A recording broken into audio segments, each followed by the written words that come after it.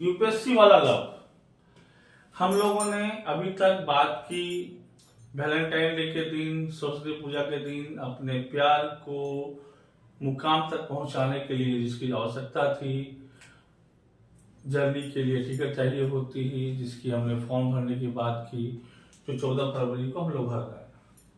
लेकिन फॉर्म भरने के बाद क्या है, चूंकि आप लोग सब इससे जुड़े हुए हैं तो अब टाइम पढ़ने की नहीं है, टाइम है जो हमने पढ़ा है उसे रिवाइज करने की, और जो रिवाइज की है कहाँ तक की वो समझने की, और कुछ छूट गया है तो उसे फटाफट मेकअप करने की। जैसे मैंने बताया था, अगला वीडियो में हम आएंगे आपके साथ जहां बात करेंगे हम लोग यूपीएससी प्री, यूपीएससी लव 2024 का प्री जीएस सिलेबस के ऊपर में। जनरल स्टडीज 1 का जो पेपर है उसके सिलेबस के बारे में बात करेंगे हम लोग। आप तो बच्चों यहाँ पे बात इस चीज की ध्यान देने की है कि सवाल तो वही होते जो बचपन से पढ़ते आए हैं। Syllabus is from class 6 to class 12। ये सबको पता है कि हुमायूं का बाप कौन था, अकबर का बाप कौन था, बीरबल, सबको पता है। कहानी भी वहीं से होगी, सवाल भी वहीं पे होंगे। जैसे आपके पिता का नाम क्या है मालूम है, दादाजी का नाम क्या आपको मालूम है, लेकिन आपके दादाजी का ब्लड ग्रुप क्या है आपको मालूम नहीं है। आपके दादाजी का ब्लड ग्रुप क्या है आपको शायद मालूम नहीं है। वही है यूपीएससी का सिलेबस, वहीं पे सवाल होता है। सवाल चैप्टर वही रहेंगे, कहानी वही रहेंगी, सवाल को घुमाया जाएगा, सवाल को घुमाया जाएगा। हमें समझना है कि जो चीज हमें उस विषय में नहीं मालूम उसको ढूंढ के निकालना है, और ये भाई वहीं पे करनी है हमें। अकबर का पिता, बाप का पिता, ये सब नहीं पूछेगा यूपीएससी में नहीं पूछेगा, वो लेवल में नहीं आता। चलो आप पिता का नाम मालूम है, दादी का नाम मालूम है, पापा का नाम शायद मालूम है आपका, क्योंकि ब्लड ग्रुप क्या है मालूम है क्या आपको? नहीं। वो शायद पूछ यहाँ पे कि बाबा का ब्लड ग्रुप क्या था, अब ब्लड ग्रुप क्या था। इस तरह के क्वेश्चन निकालना हमें, जो कि क्वेश्चन बनता नहीं, नया क्वेश्चन बनाना है। अभी जो अपना तीन टाइम है उस पर काम करना है। तो पहला अपने आता है current event, national and international. अब हर दिन 2023 से 24 के बीच में हुए घटनाओं, दुर्घटनाओं के विषय में जो विषय चर्चा की विषय रही है उसमें सवाल आएंगे। अब आप तो इंडिया क्रिकेट का फैन है, वहां तो पूछेगा नहीं कितने सेंचुरियां मारी है, वहां नहीं पूछेगा। स्पोर्ट्स में आते तो बैडमिंटन, कबड्डी, जो कि लोग कम ध्यान, वहां से क्वेश्चन आ सकते हैं आपको। नेशनल इवेंट में आप कुवैत से क्वेश्चन आ सकता है, इजराइल से आ सकता है। ऐसी चीजों पर ध्यान देना जो कि छोटे अक्षरों में लिखे होते हैं, जो पेपर में मिलेंगे, मैगजीन मिलेंगे, उनको नोट डाउन करना है। तो नेशनल करंट अफेयर्स और इंटरनेशनल करंट अफेयर्स जो हमारे एक साल के बीच में है, उनको हमेशा 1 बाय 1 रिविजन में चलिए आप। उसके बाद आते हैं हम हिस्ट्री पे। History of India, national movement. History बचपन से बढ़ते आ रहे, नेशनल मूवमेंट भी बचपन से बढ़ते आ रहे हैं, लेकिन हिस्ट्री ऑफ इंडिया से मूवमेंट सबको पता है। लेकिन यहां से हमें निकालना है, उन सवालों को निकालना है जो सवाल अनछुए हैं, अनकहे हुए हैं, जिन्हें हम जानते हैं लेकिन नहीं जानते हैं, जानते लेकिन नहीं जानते हैं। उन सवालों को निकाल के, इतना याद रखिए, हिस्ट्री के ऑफ इंडिया और नेशनल मूवमेंट से आपके 7 से 12 क्वेश्चन वहां पे यूपीएससी प्री में आ सकते हैं। ये हिस्ट्री का जो सेगमेंट है इंपॉर्टेंट है, 10 से 12 क्वेश्चन हर साल प्री में कैरी करते हैं।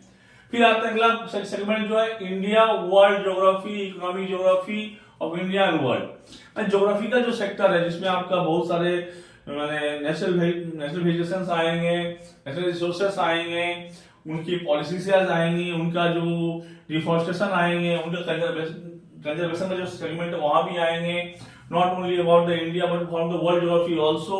वर्ल्ड ज्योग्राफी ऑफ मैंने उसके जो ज्योग्राफी का जो एक्सपेक्ट है, उसका जो इकोनॉमिक एक्सपेक्ट है, लाइक फ्रॉम कोल और बाकी जो यूरेनियम जो रिसोर्सेस हैं जहां से इकोनॉमिकली किसी भी नेशन को फायदा पहुंचा सकता है, उन सेगमेंट को हमें ध्यान देखना है कि जिन रिसोर्सेज से कुछ नया डेवलपमेंट हुआ है वर्ल्ड में, चाहे इंडिया में, जिस रिसोर्सेज से कुछ काम हो, जैसे कि अभी अपने वर्ल्ड में सीएनजी गैसेस के ऊपर अपनी बहुत सारी गाड़ियां चल रही है, उससे ज्योग्राफिकल एस्पेक्ट से जो भी चीज इकोनॉमिकली सपोर्ट कर रहा है किसी कंट्री को, किसी नेशन को, जो कि टू बी पॉइंट नोटेड हो सकता है, उन सेगमेंट को ध्यान देखना है।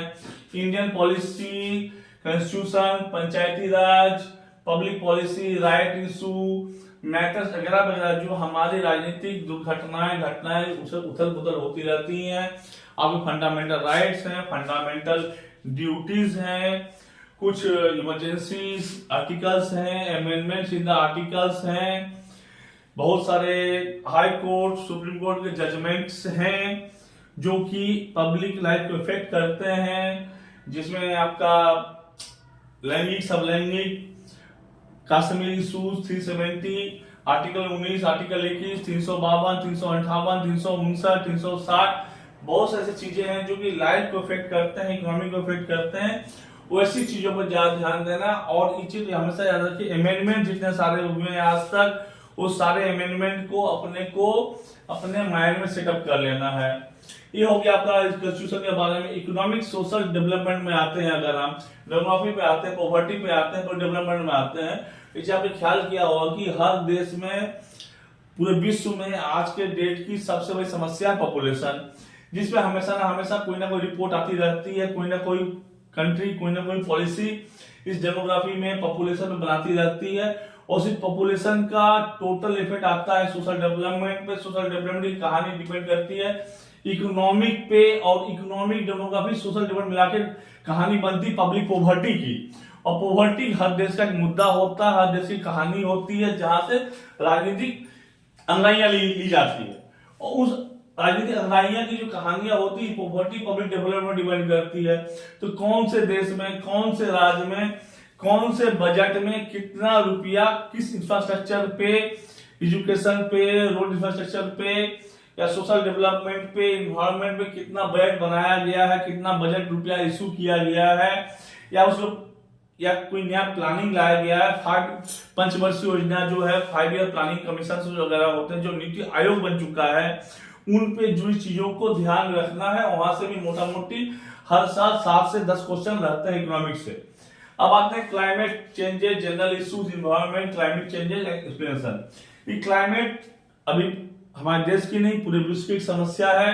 क्लाइमेट में चेंज हर रोज होते हैं, उसके रीजन भी होते हैं। कभी ओजोन लेयर कहानी आती है, कभी कंपनियां नॉन पोल्यूटेड गाड़ियां निकालती हैं, चाहे टेस्ला हो, चाहे जो भी कंपनियां गाड़ी निकालती हो।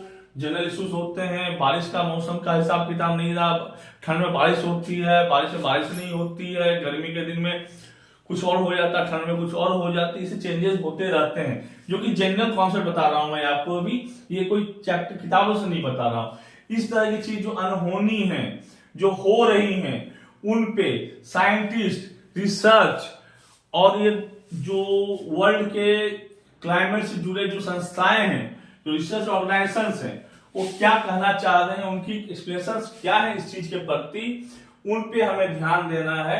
यहाँ सवाल नहीं पूछा जाएगा आपको कि बारिश कितने ऋतुएं होती हैं और पृथ्वी कितने चक्कर लगाती हैं और मौसम कैसे बदलता है, ये सवाल वहां नहीं पूछे जाएंगे आपको।